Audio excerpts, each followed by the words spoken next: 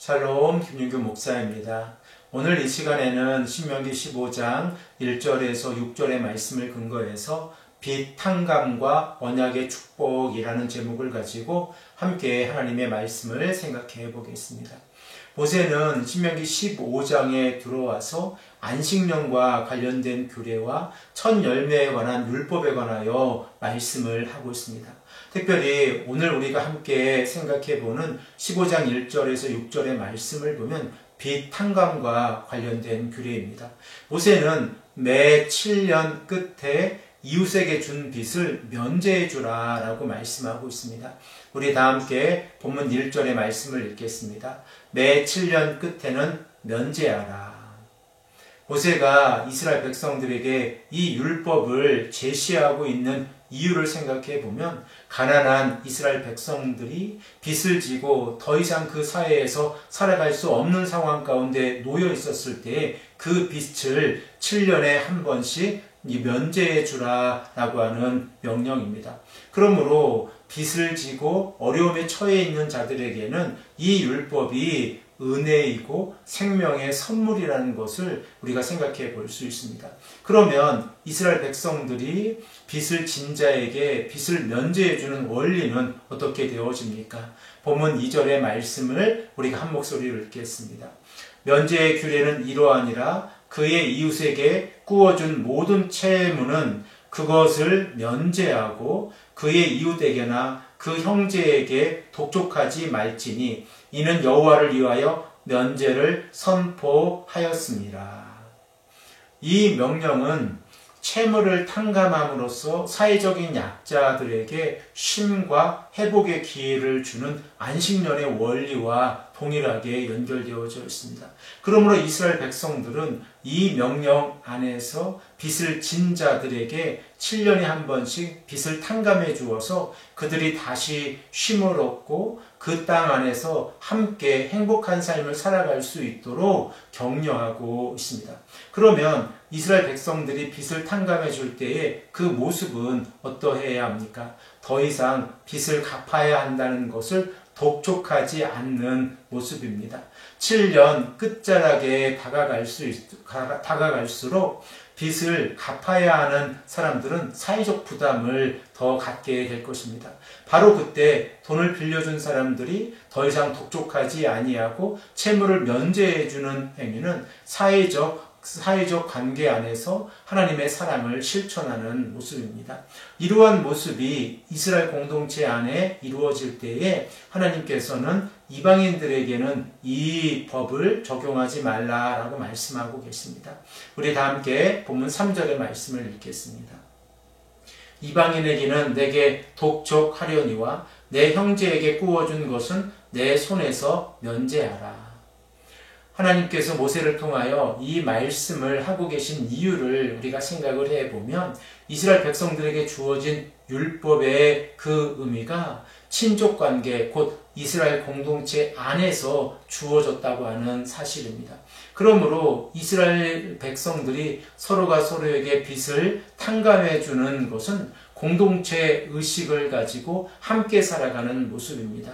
더 이상 하나님 앞에서 빚진 자가 그 빚을 갚지 아니하여도 되고 그리고 그 빚진 자가 이 빚을 갚지 아니함으로 사회적 안식과 평안을 얻게 되어지면 그 공동체는 함께 살아가는 삶을 살아가게 될 것입니다. 그러므로 본문 4절에서 5절의 말씀을 보면 이러한 공동체가 추구하는 목적이 무엇인가를 우리에게 말씀하고 있습니다. 우리 다 함께 4절에서 5절의 말씀을 읽겠습니다. 내가 만일 내 하나님 여호와의 말씀만 듣고 내가 오늘 내게 내리는 그 명령을 다 지켜 행하면 내 하나님 여호와께서 내게 기업으로 주신 땅에서 내가 반드시 복을 받으리니 너희 중에 가난한 자가 없으리라. 하나님께서 신명기 15장 1절에서 6절의 말씀을 통하여 빚 탕감의 이 율법을 허락해 주시는 이유는 그 공동체 안에서 더 이상 가난한 자가 없어서 함께 행복한 삶을 살아가는 상태입니다. 그러므로 이러한 이상적인 삶을 하나님께서 모세를 통하여 말씀해 주셨을 때에 이러한 관계는 하나님과의 올바른 언약적인 관계 안에서 이루어지는 것을 우리가 생각해 볼 수 있고 이스라엘 백성들이 이 말씀에 순종하며 나아갈 때에 하나님께서는 크게 두 가지 복을 허락해 주신다라고 본문 6절에서 말씀하고 있습니다. 우리 다 함께 6절의 말씀을 읽겠습니다. 내 하나님 여호와께서 내게 허락하신 대로 내게 복을 주시리니 내가 여러 나라에 꾸어질지라도 너는 꾸지 아니하겠고 내가 여러 나라를 통치할지라도 너는 통치를 당하지 아니하리라.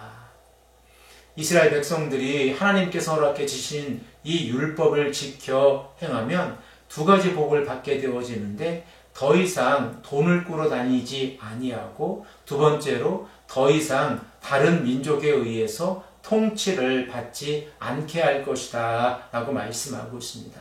신명기의 말씀을 통하여 우리가 복의 개념을 생각해 보면 그 복의 가장 중심적인 개념은 하나님의 언약을 지켜서 말씀에 순종하는 삶입니다.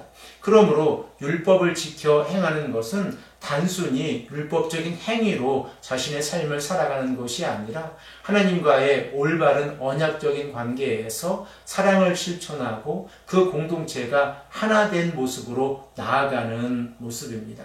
사랑하는 성도 여러분, 하나님께서는 이렇게 이스라엘 백성들의 공동체 안에서 서로가 어려운 자들을 돌보아주고 그 어려움 가운데에서 힘들어하는 자들에게 쉼과 기회를 주라라고 말씀하고 있습니다. 이 말씀을 통하여 우리는 이 땅에서 어떻게 살아가야 하는지 그 의미를 다시 한번 생각해 볼 수 있습니다. 하나님께서는 이 땅이 공의로운 사회가 되기를 원하시고 하나님의 말씀에 순종하는 자들이 사랑을 실천하기를 원하고 계십니다. 그러므로 우리가 이 땅에서 살아가면서 사회적인 약자들을 배려해주고 그들에게 하나님의 사랑을 전하고 실천하는 것은 하나님의 말씀을 따라 살아가는 것입니다. 오늘 이 말씀을 듣고 우리가 함께 기도하며 나아가기를 소망합니다. 이 땅에서 가장 약하고 연약한 자들을 위해서 우리가 어떻게 행동하고 있고 우리가 어떻게 사랑을 실천하고 있는지 그 삶의 의미를 다시 한번 깨닫고 하나님의 사랑을 실천하는 자로 이 땅에서 살아갈 수 있도록 함께 기도하시는 귀하고 복된 성도님들이 되시기를 간절히 축복합니다. 함께 기도드리겠습니다. 아버지 하나님 감사합니다. 오늘도 우리에게 말씀해 주셔서 이스라엘 백성들의 공동체가 함께 어우러져 살아갈 때에 그들이 사랑을 실천하는 그 방법이 어떠한 모습인지 우리에게 말씀해 주시니 감사합니다. 아버지 하나님, 우리가 이 땅을 살아가면서 사회적으로 연약하고 그리고 약자들을 돌보아주는 삶을 살아갈 수 있도록 인도하여 주시옵소서. 오늘도 하나님의 말씀에 순종하는 삶을 살아갈 수 있도록 인도하여 주시옵소서. 감사드리며 사랑이 많으신 예수 그리스도의 이름으로 간절히 기도드립니다. 아멘.